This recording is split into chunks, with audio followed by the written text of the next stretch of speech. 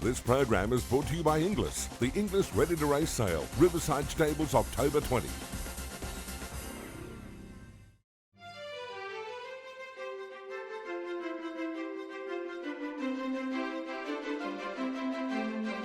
Casco Vecchio charges to the lead.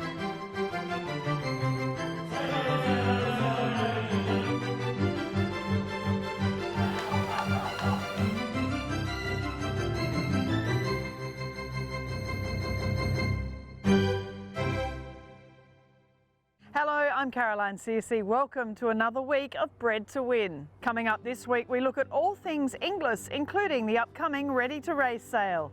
Aquis Queensland with a range of stallions boosted by tough new Breeders' Plate winner Dubious. Rugby Union's guru commentator Gordon Bray and his favourite Inglis sales story. And Darley Australia's Barley Ward Thomas with a great story in Arrowfield Studs, the horse who made you love racing. But first, all the latest breeding news in the Cambridge Stud Bred to Win wrap.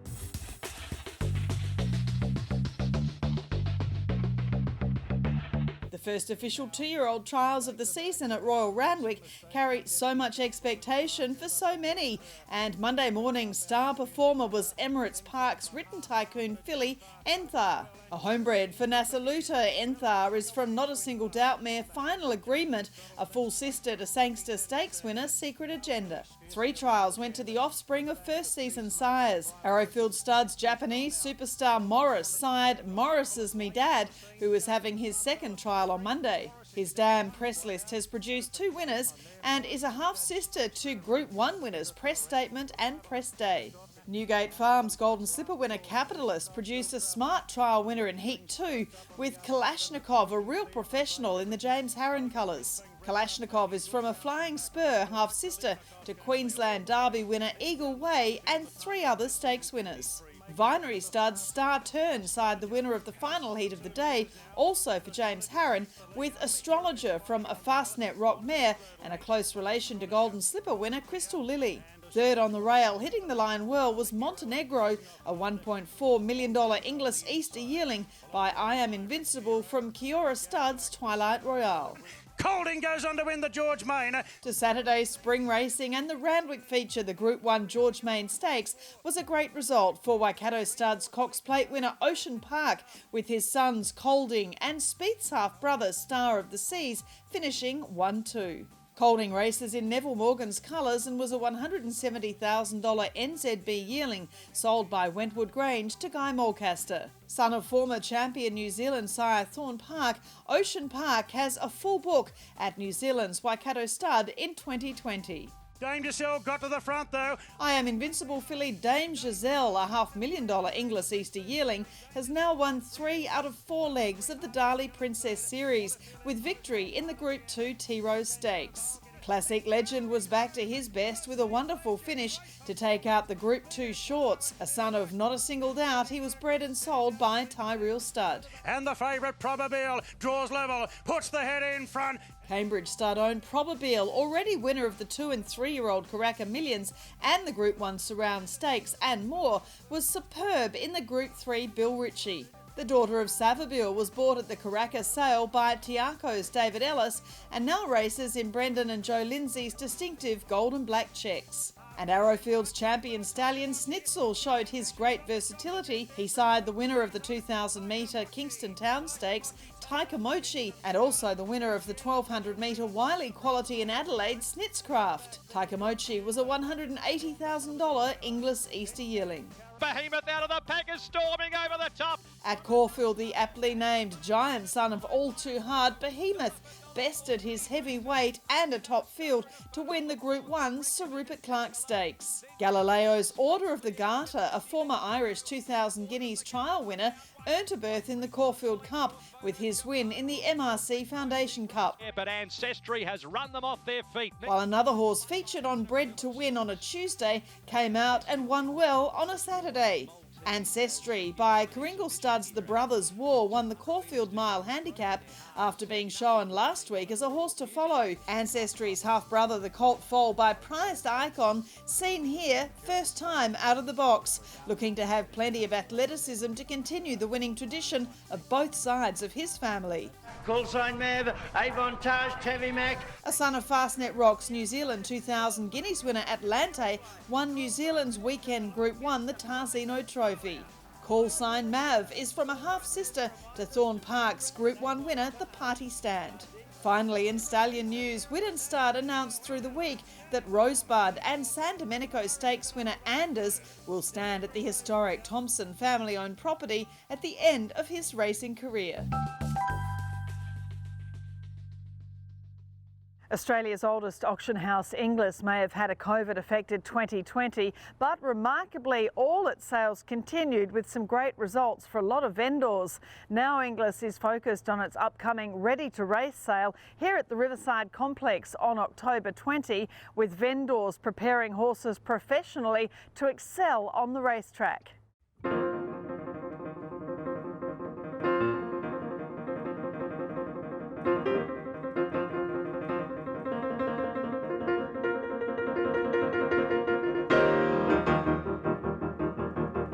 Well, it's been an unusual year for everybody, obviously, but particularly here at Inglis. You had Easter 1 as a virtual sale, Easter 2 a live sale. How have you found vendors have coped through this COVID era? It's been an interesting year for sure. The majority of the yearling season went ahead as per normal, and we had some very good sale results from Classic and Premier, and vendors were well rewarded as a result. From Easter moving on with the COVID situation, it suddenly became very difficult for people to obviously show their horses and get them here to the complex, and I suppose they adapted incredibly well and produced good quality video footage of horses parading, photos, and we also ensured that there's plenty of opportunities for buyers to get up to the Hunter Valleys and to other leading areas where there'll be plenty of horses.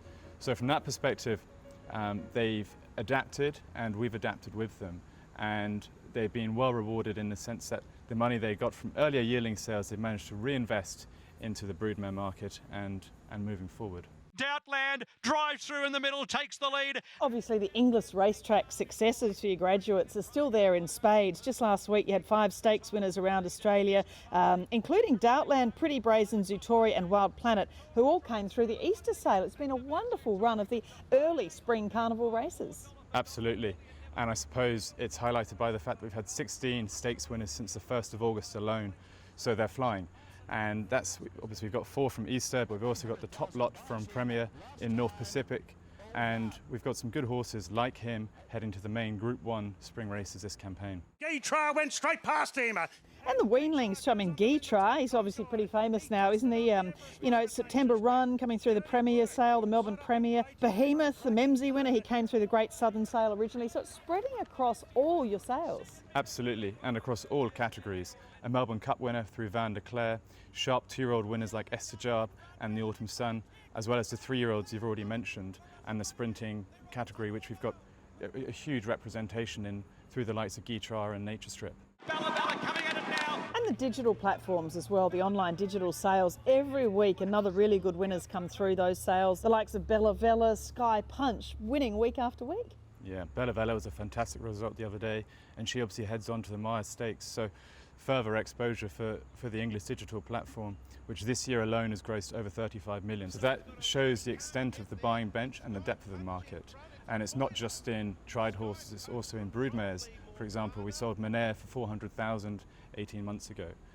So there's plenty of buyers out there, and they're looking across the whole sector, whether it be weanlings, yearlings, tried horses or broodmares. Well, looking ahead to the Ready to Race sale, it's been great to see, a lot of the vendors really promoting their work through social media in particular with the drafts for the Ready to Race sale, which is obviously on Tuesday, October 20.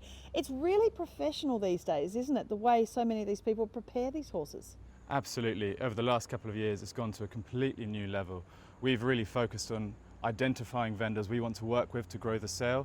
We've weaned out the people who were essentially running the horses up to just try and get as quick a time as possible.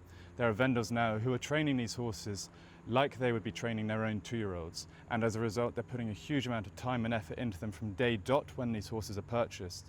They're not just horses which couldn't make yearling sales. These horses are identified at select yearling sales by expert professionals in their field through the likes of Blake Ryan or Damien Lane, and then they're brought through to the 2-year-old sale in a good fashion and with the aim of cultivating these horses for their long-term careers in mind. We're hugely excited by the catalogue this year. It's growing exponentially. We've got 226 high-quality 2-year-olds catalogued. We have 98 stallions represented by progeny in the sales. Proven stallions like Dundeel, we've got 6 Savabills, 7 by Deepfield, Not a Single Doubts, Hinchinbrooks, Fastnet Rocks, as well as up-and-coming stallions like Vancouver and Pride of Dubai. And we've got a strong smattering of first-season sires like Capitalist, Shalar, American Pharaoh and Extreme Choice. As you mentioned, Blake Ryan, very strong New South Wales group of vendors, Mello Gorman, John Ramsey, Hinnick at Hanover Lodge, Will Forrester. A lot of these people they're real horse people and they're from sort of equestrian worlds and racing. So they really know how to prepare a young horse. Absolutely, and that's important. When a horse has been broken in, they don't want to be going straight into a racing environment. They need to be learned to go in a good outline, to be ridden properly like equestrian horses rather than race horses. And that's fundamental to a horse's development through to breaking in to getting to the breeze up day itself. So the likes of Hinnick from Hanover Lodge, he's a former event rider from Germany. Obviously Blake is well known being a son of Gerald Ryan, but he's a very, very accomplished rider in his own right. And using people like that as our basis for a strong catalogue is hugely important in being able to promote the sale to a wider audience. Well, we know Glenvale Park had the second top seller last year, the Deepfield Colt. Dean Harvey and Baystone, JCS Thoroughbreds with the fastest breezer, the Vancouver at the Seymour Breeze Ups. And, the Victorians are really getting behind this sale too, and a lot of entries from Queensland too. We have entries from Queensland. Obviously, KBL Thoroughbreds prepare their horses exceptionally well. Down in Victoria, Town Nolan is very good at his job, as is Baystone Farm Dean Harvey. And I suppose it's a sale where people have really embraced, they want to be a part of. It's growing from strength to strength each year. And that's also reflected by the fact that we've got over 50 New Zealand horses coming across the Tasman Sea this year to be represented in the sale as well.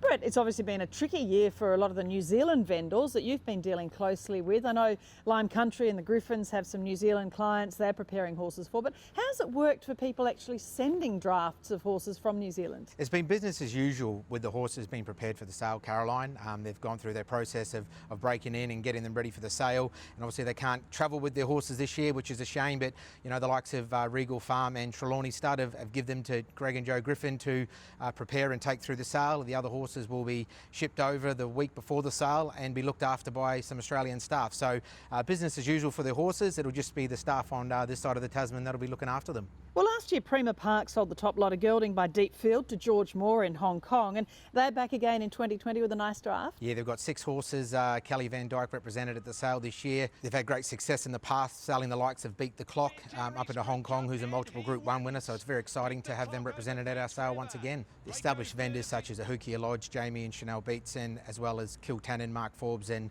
Prima Park. But this year we've got the likes of Riversley Farm, Sam Beatson, who's got some horses in Kiltannon's draft. He's been responsible for the Hong Kong Derby winner this year. As I said, Ahukia Lodge responsible for the likes of Vinda Dance. So the quality coming over from New Zealand is quite outstanding, and we feel we've got the best 50 horses coming out of New Zealand to our Ready to Race sale this year. I think they've identified the strong domestic market there here is in Australia. They can get their horses into leading stables. It's not all just about the internationals. Obviously, a lot of horses do go to Singapore and Hong Kong, but they feel they can get top dollar for their product by being associated with our sale. Natoya down the outside, swoops to the front in the Doncaster. And of course this sale has had so many wonderful graduates. I mean, you start off with a Natoya, the Doncaster winner, but there are so many more. And it's a sale which is going from strength to strength in terms of graduates out of the sale. As you mentioned, Group 1 winner Natoya.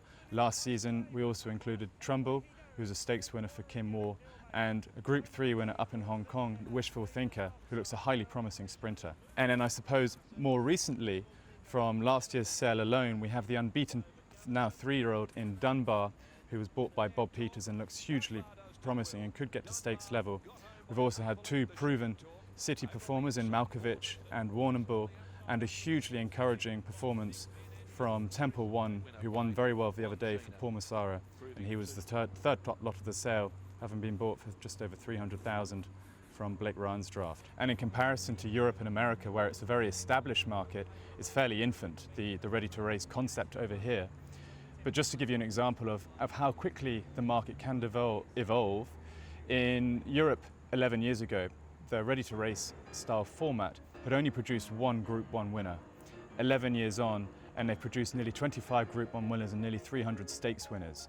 So it goes to show when there's expert professionals within that field developing good quality bloodstock, selling them to good trainers, the market can really flourish. Inglis have nearly 75% winners to runners, which is larger than any other auction house across Australasia. In addition to that, we also have more stakes winners to runners than our domestic counterpart.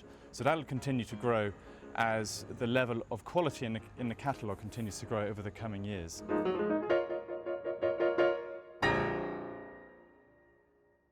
Certainly some wonderful horses will be coming out of the Inglis Ready to Race sale here at Riverside on October 20. Coming up on Bred to Win, Aquas Farms Queensland base welcomes the tough and talented Dubious in 2020, and the voice of rugby union Gordon Bray and his favourite Inglis sales story.